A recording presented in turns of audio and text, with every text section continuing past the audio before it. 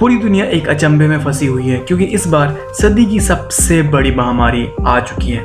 ये एक ऐसी महामारी है जिसका अभी तक कोई इलाज नहीं है और हम यही सोच के बैठे हैं कि काश कोई ऐसा कोई तरीका हो जिससे ये महामारी ख़त्म हो जाए। अगर मान लें कि हमारे पास कोरोना की वैक्सीन आ जाए तो क्या होगा उससे, क्या बीमारी ख़त्म हो जाएगी और क्या हो सकता है उससे। तो नमस्कार दोस्तों, स्वागत है आपका हमारे एक नए अगर मगर के एपिसोड में।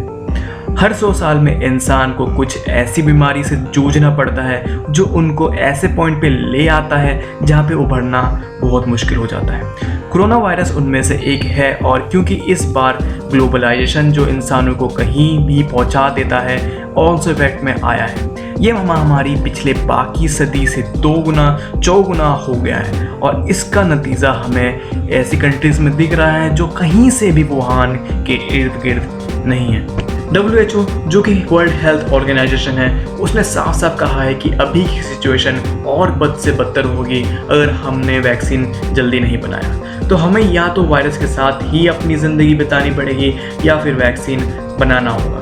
ऐसा नहीं है कि कोई इस चीज़ पे फोकस नहीं कर रहा, काफ़ी इंस्टीट्यूट अपना एड़ी चोटी का जोर लगा चुके हैं, पर यह शायद ही मुमकिन है कि इतनी जल्दी कोई वैक्सीन बन के रेडी हो जाए। चलिए मान लेते हैं कि वैक्सीन बन गई तो फिर क्या होगा। सबसे पहले अगर एक अच्छी वैक्सीन बन गई जो हज़ारों लोगों में टेस्ट हो चुकी है, उसको फिर पूरी दुनिया में एक्सपोर्ट करना शुरू कर दिया जाएगा। पर इसका मतलब ये भी निकल के आएगा कि जिस देश ने इस वैक्सीन को निकाला है वो महाराजा बन जाएगा और अगर ये देश एक पिछड़ा हुआ देश है तो बेहद जल्दी बस वैक्सीन के दम पे सुपर पावर बन जाएगा। ऐसा इसलिए होगा क्योंकि बाकी देश वैक्सीन बनाने वाले को मुंह मांगा इनाम देंगे, क्योंकि कोई भी अपने लोगों को मरते हुए छोड़ नहीं सकता। इससे एक मोनोपोली क्रिएट हो जाएगी जिससे उस वैक्सीन बनाने वाले देश को बहुत ही ज़्यादा फ़ायदा होगा।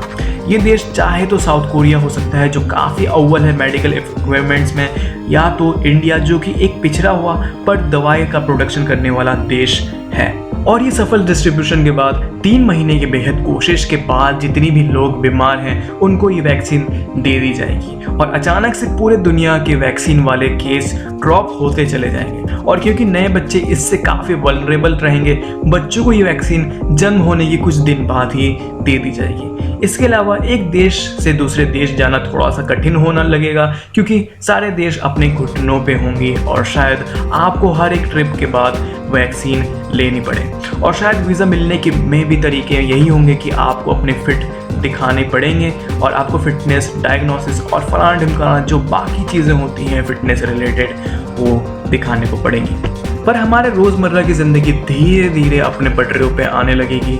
अब आप सड़क पे मास्क लगाए लोग कम ही देख पाएंगे और अपने दोस्तों के साथ हंसी खुशी मिल भी सकोगे आप। और ऐसे लोग थोड़े कम हो जाएंगे जो भूखमरी से मरेंगे और पोलर कैप्स आम जिंदगी की तरह और पिघलने भी लगेंगे और प्लास्टिक फिर से वापस नदी में दिखने लगेंगी और जुर्म भी धीरे धीरे बढ़ने लगेगा। इस वैक्सीन वर्ल्ड को अगर देखा जाए तो क्या ये सही है हमारे प्लेनेट के लिए? शायद कोरोना ने हमें ये सीख ज़रूर दे दी है कि इंसान की ज़रूरत इस प्लेनेट में बस इंसान को ही है और किसी को नहीं। हम इस प्लेनेट के वायरस तो नहीं हैं पर उससे कम भी नहीं कह सकते आप। तो जाते जाते कमेंट करना ना भूलिएगा कि क्या ये नई पृथ्वी बेहतर है पुरानी पृथ्वी से। जब तक आप इस पे कमेंट करो हम आपसे फिर से मिलेंगे एक नए अगर मगर के एपिसोड के साथ। मैं था ईशान और आप देख रहे थे इंटेंसिफाई।